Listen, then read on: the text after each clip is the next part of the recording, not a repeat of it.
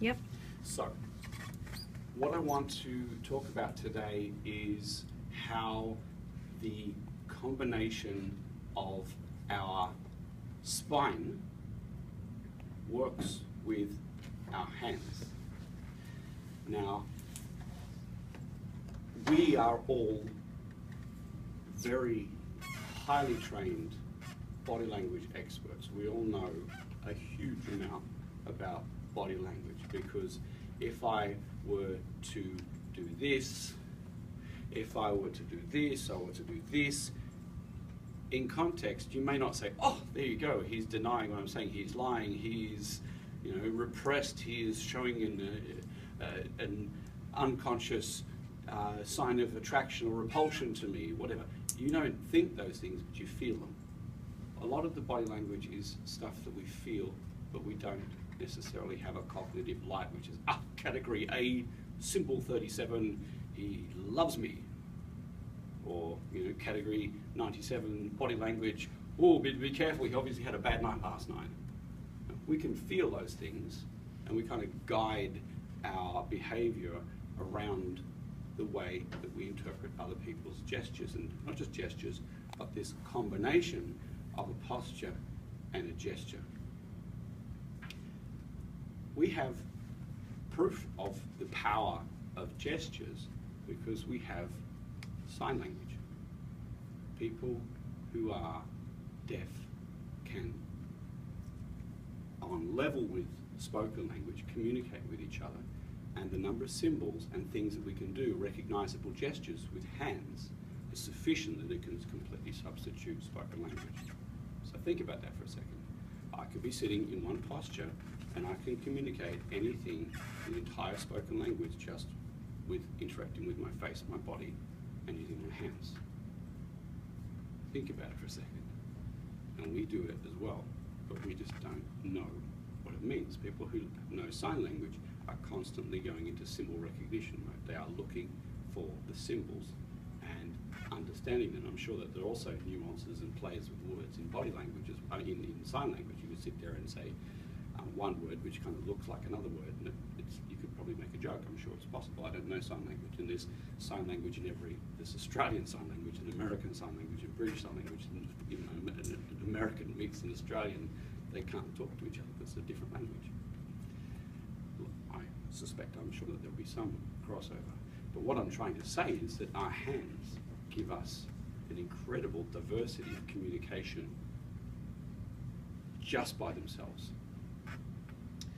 So what I want to, I'll give a demonstration of this, and then I want to go over how we can apply this in an exercise in different styles of animation.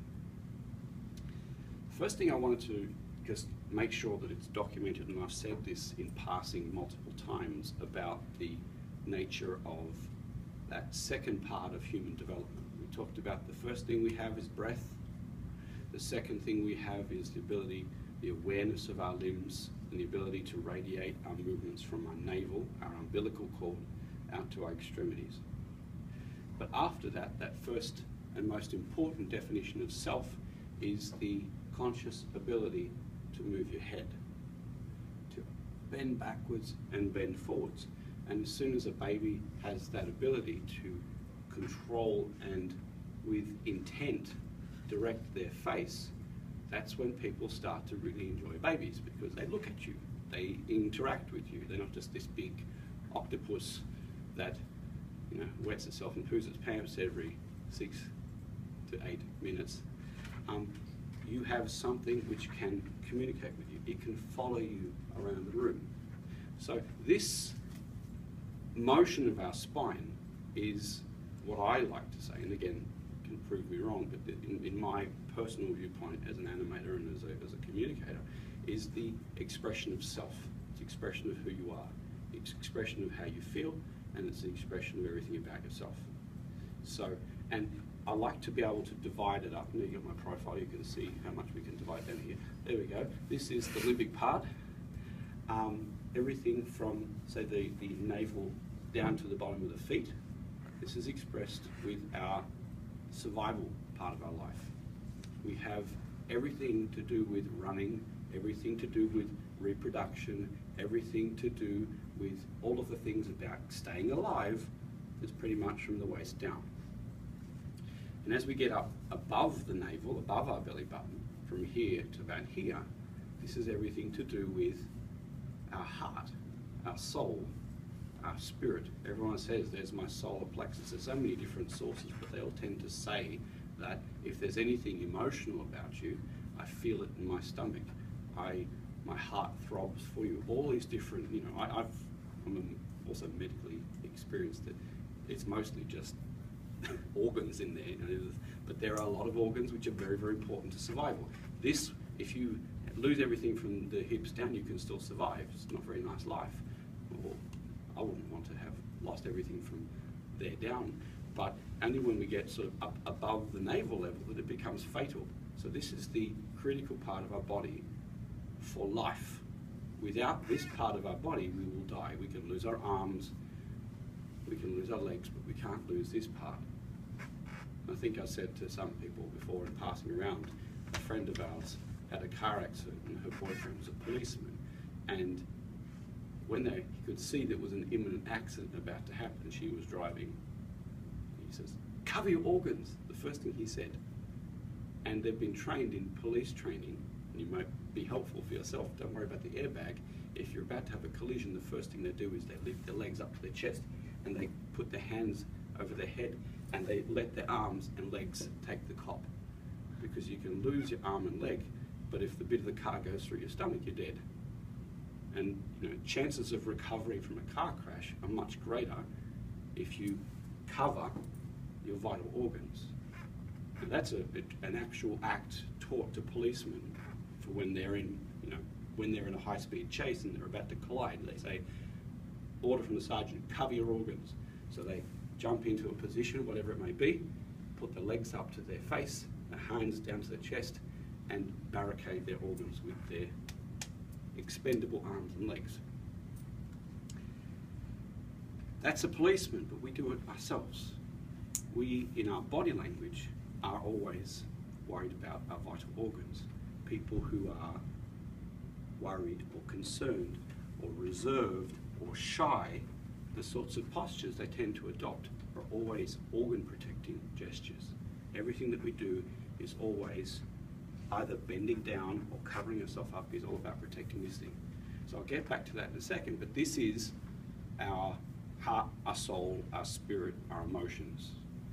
And then from here up, as Poirot said, it's all about our thinking, the grey cells. It's about our rationalisation and the way we see and identify ourselves. There's a certain degree of status in everything from the shoulders up. When it says stand up straight, it's not like this, it's like this. You hold your head high, you don't hold your chest high. If you hold your chest high, it looks kind of strange. But the proud and high status person would hold their intellectual centre high. And I'll give some examples of this as an animator called Keith Lango, who's done some really cool drawings, which I always refer to about power centres, but it's exactly that.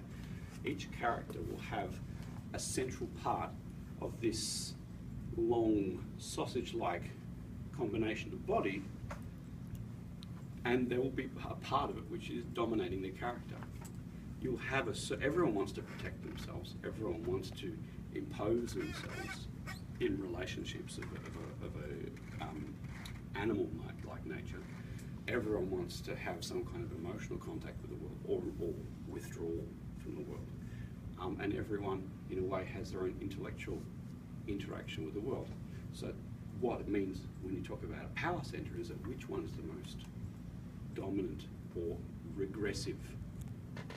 So if you have a person who is very intellectual, as he was saying, a lot of the posture is here. The head is up, the status is pulled up so that the head is very, very high. And when you have this, you are sending out a non-verbal message to the world of your intellectual status and your power status, or whatever it is. It's a combination of status and intellect.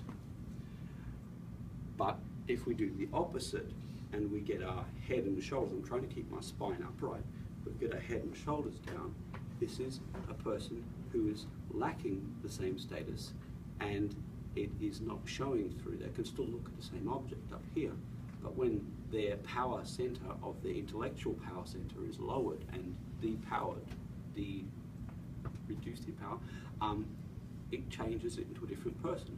And that person is a meek person who is going to do as they're told.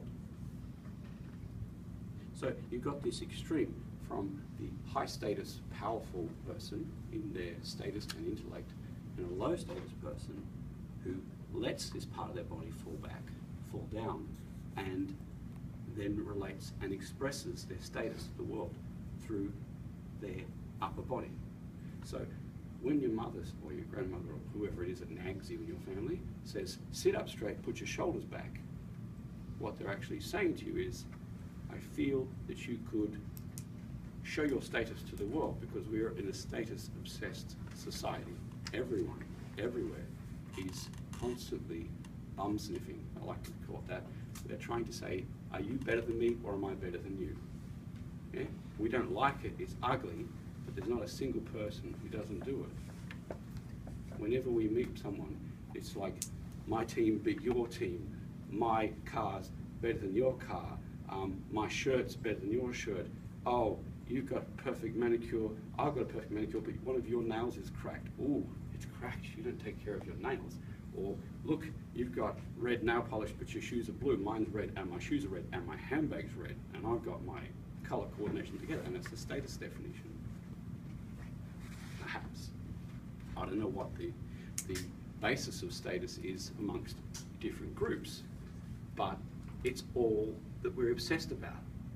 Everyone wants to know which school you went to, which team you go for, what type of brand you wear. All these things are status negotiation statements. And so when they say, stand up tall, hold your shoulders back, and stand up tall, that's the best status you can actually have from a primeval stance.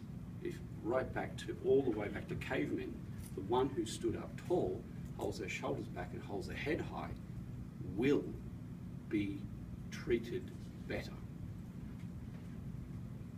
Because in a power relationship between two people, that person, people can't help it.